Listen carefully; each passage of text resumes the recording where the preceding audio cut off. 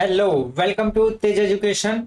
पंचायती राज और ग्रामीण अर्थव्यवस्था के प्रश्न हम आपके साथ डिस्कस करेंगे और ये पटवारी परीक्षा के सभी पुराने प्रश्न हैं। जी हाँ, और 12 दिसंबर 2017 का इवनिंग शिफ्ट का पूरा पेपर आज हम आपके साथ डिस्कस करेंगे। तो बिना समय गवाए हम शुरुआत करें उससे पहले आप ऐप डाउनलोड कर लीजिएगा, हमारा व्हाट्सएप ग्रुप जरूर ज्वाइन कर लें। इस दिए गए नंबर पर आप हाई लिखकर भेजें।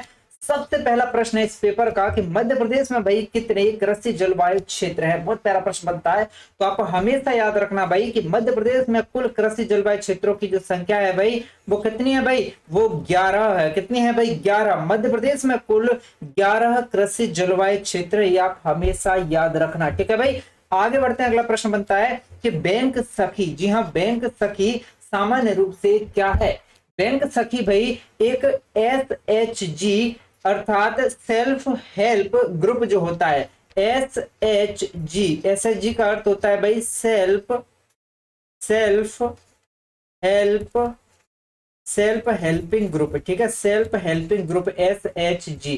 ठीक है भाई, SHG सदस्य बैंक एजेंट के रूप में कार्य करता है ये, या फिर यह पंचायत लेखाकार होता है भाई बैंक सखी, या उप सरपंच, या फिर भाई महिला ग्राम पंचायत सदस्य। तो हमेशा याद रखना विकल्प ए इसका सही जवाब है। बैंक सखी जो है यह SHG सदस्य होता है जो कि बैंक एजेंट के रूप में भाई कार्य करता है। क्लियर है भाई। और SHG का अर्थ क्या होता है भाई, सेल्फ हेल्प ग्रुप या सेल्फ हेल्पिंग ग्रुप। ठीक है भाई, चलो आगे बढ़ते हैं। नेक्स्ट प्रश्न है, मानव विकास रिपोर्ट 2016 के अनुसार भाई भारत का जो HDI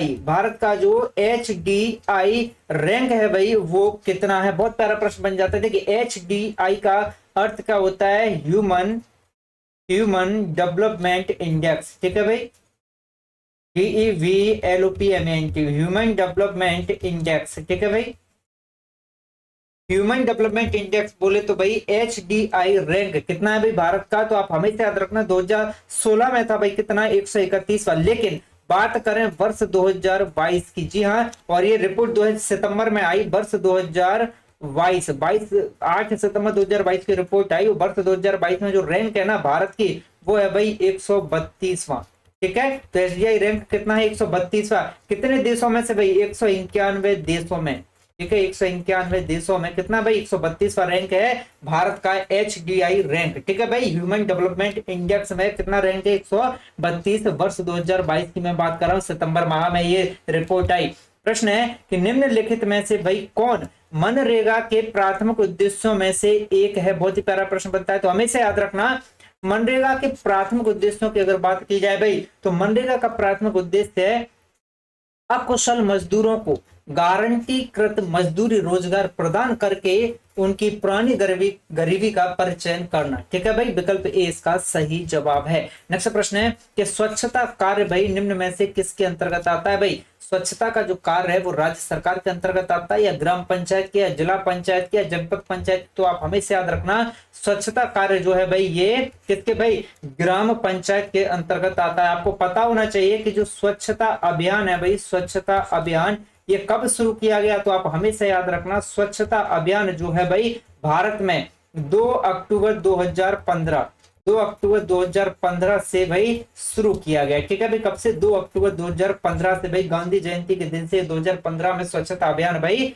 शुरू किया गया था। क्लियर है, आगे बढ़ते हैं भाई। प्रश्न बनता है कि निम्न में से किससे जो है फार्म मैकेनाइजेशन डिवाइस नहीं माना जाता है भाई, बताइएगा। इसे जो है फार्म मैकेनाइजेशन डिवाइस नहीं माना जाता है। तो फार्म मैकेनाइजेशन डिवाइस जो है नहीं माना जाता है किसको, तो इसका सही जवाब है भाई बैल। ठीक है, बैल को फार्म मैकेनाइजेशन डिवाइस जो है नहीं माना जाता है।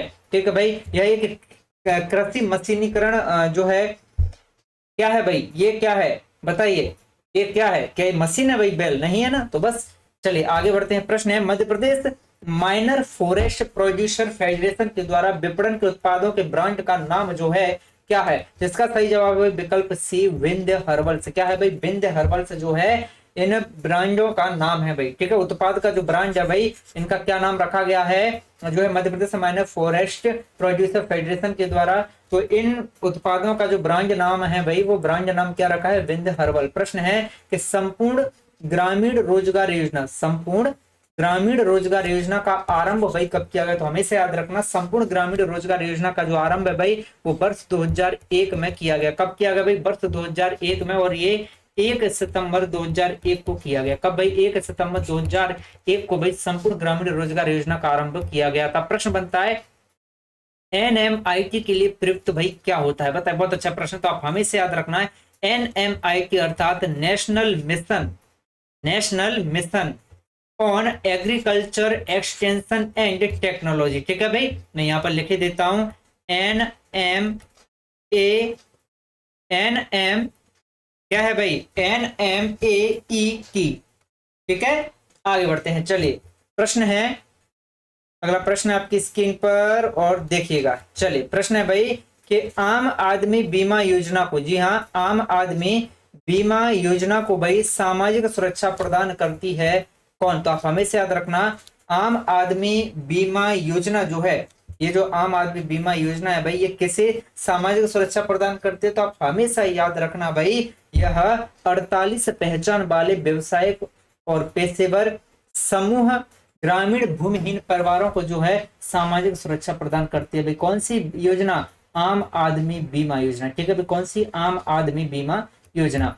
प्रश्न बनता है कि राजीव गांधी ग्रामीण विद्युतीकरण योजना कौन सी भाई? राजीव गांधी ग्रामीण विद्युतीकरण योजना को जो है किससे प्रतिस्थापित कर दिया गया? तो आप हमेशा याद रखना, राजीव गांधी ग्रामीण विद्युतीकरण योजना को भाई दीनदयाल उपाध्याय ग्राम ज्योति योजना से जो है प्रतिस्थापित भाई कर दिया गया। क्लियर है? चलिए आगे बढ़ते हैं। नेक्स्ट प्रश्न है, संविधान का भाई कौन सा अनुच्छेद है जिसके तहत जो है राज्य सरकार को ग्राम पंचायत को व्यवस्थित करने का भाई निर्देश दिया गया है? तो राज्य सरकार को ग्राम पंचायत व्यवस्थित करने का जो निर्देश है भाई वो अनुच्छेद 40 के तहत भाई दिया गया है। ठीक है, प्रश्न है कि राष्ट्रीय महिला आयोग का गठन कब किया गया था? तो हम हमेशा याद रखना, राष्ट्रीय महिला आयोग का गठन किया गया था भाई वर्ष 1992 में। कब किया गया भाई? वर्ष 1992 में राष्ट्रीय महिला आयोग का गठन किया गया। चलो, बहुत ही प्यारा सा प्रश्न बनता है, निम्नलिखित में से भाई किसे गैर कृषि क्षेत्र गतिविधि के रूप में नहीं जाना जाता? तो भाई गैर कृषि